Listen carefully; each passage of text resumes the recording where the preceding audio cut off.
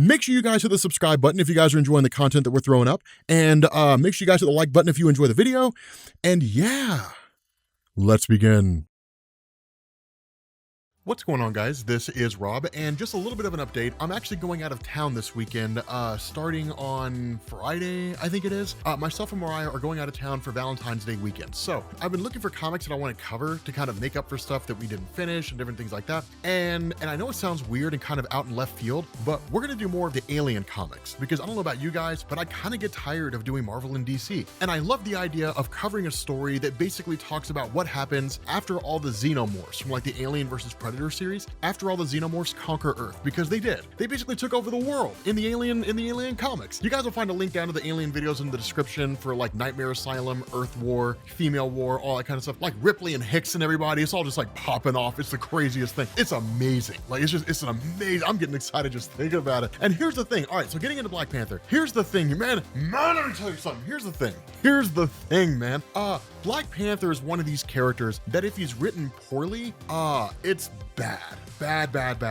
But if he's written correctly, it's some of the best comic book storytelling in existence, right? Now here's the thing, Jeffrey Thorne is writing this. He's the guy who took over after Ta-Nehisi Coates, and I was a little skeptical, I'm not gonna lie. I was like, I don't know. I mean, Ta-Nehisi Coates' run was amazing, right? The intergalactic empire of Wakanda. It was cool. Like, he had a really great run. And so then I get into this issue. Dude, Jeffrey Thorne knocked it out of the park. Dude, this guy absolutely killed it. So here's the thing. This initially opens up with a lot of the Black Panther stories where you get a kind of monologue or inner discussion to a degree, but it focuses on a combination of Storm and Black Panther. Now, a lot of this was based on the idea that that really Black Panther himself is kind of racing off to face off against the forces of Knull within Wakanda, and that Storm herself has basically been overtaken, right? Now, one of the things to keep in mind is that when it comes to Black Panther, despite his marriage to Storm, at the end of the day, his role as a king comes first. So I wouldn't go as far as to say he would leave Storm to die, but I will go as far as to say that if he has to make the choice between saving the world or saving Wakanda, that he'll save Wakanda if he believes he can keep it safe from whatever is out there in the world. And that's what's going on here right now, right? That Knull has shown up on Earth. He's basically conquering the world, and Black Panther's like Wakanda. Like he immediately just like starts fighting alongside his own forces back home.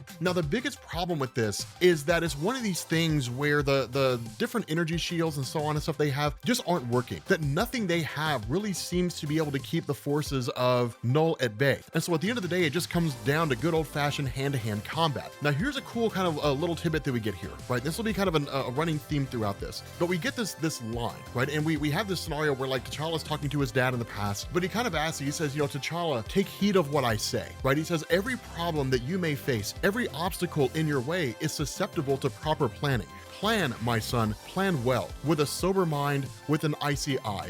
Duty, knowledge, honor, loyalty, justice. These are the claws of the Panther clan. Bast tells us victory lies in the mind behind the claw. The Black Panther must be that mind. But what of the claws, father? T'Challa responds. And he says, oh, my son, we must always be that as well. And this is important because this hits at the idea that when it comes to being Black Panther, that yes, there is a superhero aspect to it, and there's T'Challa doing things, and there's powers and stuff that come along with it. But it's one of these things where as the Black Panther, T'Challa is Wakanda. And the important thing to understand behind that is his people's willingness to rally behind him is 100% contingent on how they view him. And so if they see the Black Panther is somebody who's weak in mind and body and spirit, they won't follow him. And in fact, they'll actually rebel against him. But if the Black Panther is someone who is strong, if he's always first in, last out, then people know they can count on him. If he will fight alongside them, they know that he'll give his life for them, which means they can honor that, they can respect that, and they'll give their all when it comes to any battle. And that's where T'Challa has always stood strong as a Black Panther. He was never the one to run from a fight. He was always the one to put his people first, even if it meant damning the world. We've seen that happen multiple times over the course of Marvel Comics.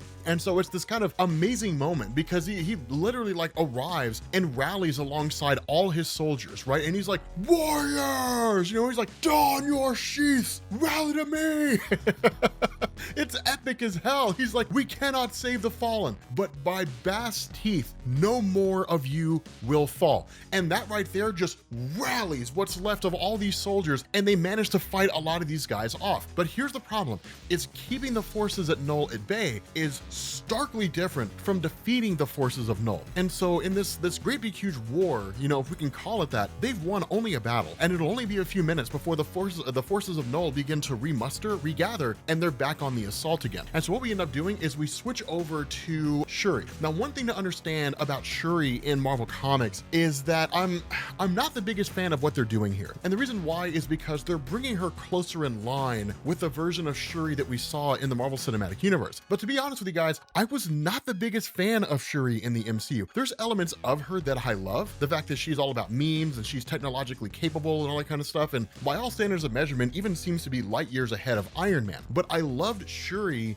in Marvel Comics because she was battle hardened. She was hardcore. Granted, a lot of that didn't really happen until Doom War. T'Challa lost the ability to become Black Panther. She took his place, and then T'Challa went on to become the King of the Dead. So a lot of that didn't really happen until you got to the tail end of Hickman's run, or at least some of the events that were coming into the tail end of Hickman's run. So it kind of makes sense to a degree, but I'd really love to see a blend of the two. Now, we kind of get this part with her to a degree. She is out there fighting, but in a lot of ways, it's kind of like she's using technology, different things like that. And it makes sense because she doesn't really have the Panther powers in the traditional sense. I really do enjoy the Shuri of yesteryear, right? This just hardcore, battle-hardened chick, right? It was amazing the way that she played out. But using the technology available to her alongside Okoye, she's basically watching everything go down, right? And she's kind of picking up on these small little things where she's trying to mathematically understand the best way to topple, or at least for the forces of Wakanda to come out on top. And one of the things she realizes is that because the symbiotes intend to basically spread themselves as opposed to arbitrarily killing, then as the numbers of Wakandans decrease, the number of the forces of Knull increase, right? So it's like fighting a zombie infection. For every member of Wakanda that falls, the forces of Knull increase by that number of people. And so it's almost like this war of attrition, right? It's just constantly going. And so if they don't find a way to end it soon, it's all going to come crashing down. Now, it's one of these things where T'Challa kind of enters in and says, yes, like that's essentially what it is, right? But there is another way, because the discussion of Shuri is we have to abandon ship, right? We can't stay here. If we stay here, we're all going to fall and we're all going to die. Now understand, Shuri does not pitch the idea of bailing out on Wakanda lightly. This is not something that she's just like, oh my God, things are popping off. Run! Flee for your life!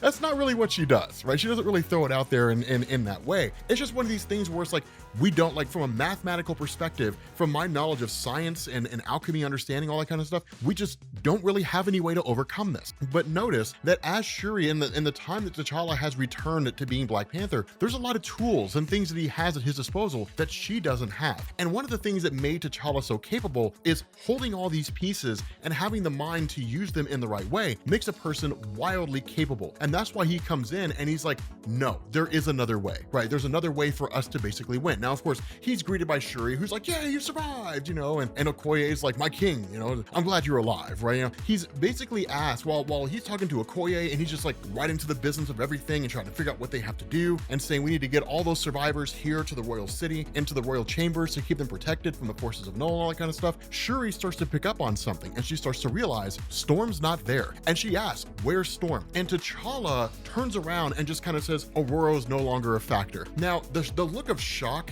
on the face of Okoye and the look on Shuri, they know what it means. But here's the thing to understand. If you're new to the Black Panther mythos, it's not like T'Challa's just like, Storm's dead, screw it, I got better things to do anyway. It's a crushing experience to know that the woman that he loves is not, that she's basically been conquered by Knull. But in this moment, and given what we've talked about in the beginning, that little bit of a monologue where he was talking to his dad and things like that, that it's focus on the task at hand. Do not allow your mind to get lost in what you could have done, how you could have achieved things, all that kind of stuff. Focus on the task. And that's one of the beauty of the Black Panther stories, right? Because I don't know if you guys are anywhere like me, but here's the thing, like, I struggle with that, right? And I know there's some merit to the statement, you know, if you look at your past and you don't cringe, you never really lived. And that's kind of a joking thing, but like, for real and for true, all of us are haunted by decisions we've made over the course of our lives, things that we should have done that we didn't do, things that we did that we shouldn't have done. And in a lot of ways, it just seems to turn us upside down, right? And it just rips us inside out. And that kind of anxiety and that kind of adherence to decisions that were made in the past that aren't really relevant anymore unless they have a direct effect on what's happening right now seems to anchor us to this place where we're not really able to move forward. But the beauty of the Black Panther mythos and with T'Challa himself, the kind of words of wisdom he got from his father is,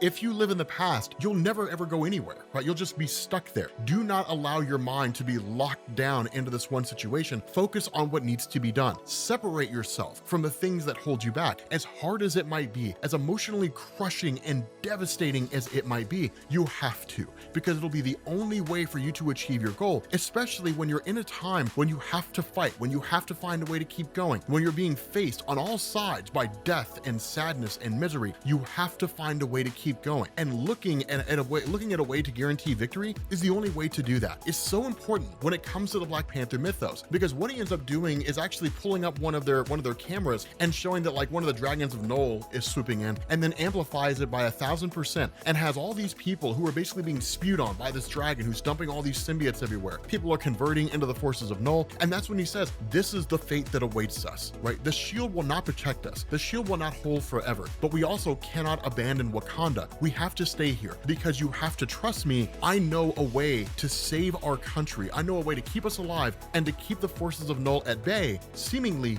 indefinitely. And so what you end up getting is this situation where he kind of sends them off into various schemes, right? He tells Shuri, go to the vault, right? Go to the vault and do your thing inside the vault. You know, once the plan's kind of told to them, because it's not really told to us directly, but he's like, go to the vault, do your thing. And then he in turn tells Okoye that she's going to pilot something called the claws of Bast, right? The hand of Bast. And let me tell you something, man, the hand of Bast, dude, it's amazing. It's like this ridiculously amazing thing. I hope we get it in the Marvel Cinematic Universe, because it is beast, right? But in that moment, Okoye brings down the shield, right? She steps into the room, she brings up the light, she starts donning she picks up this kind of artifact, and then you have T'Challa, who actually goes to a box in kind of the throne room area and pulls out what is basically the sonic wave device of Ulysses' claw. On the surface, we look at that and it might just be like, okay, so that's his plan as a sonic device. He's literally gonna blast the symbiotes with sonics. Well, sure, it could defeat Venom, but against the forces of Knull, it's not gonna do anything. And you would be 100% right for believing that, but don't concern yourself with that, because it's actually not really what he's planning.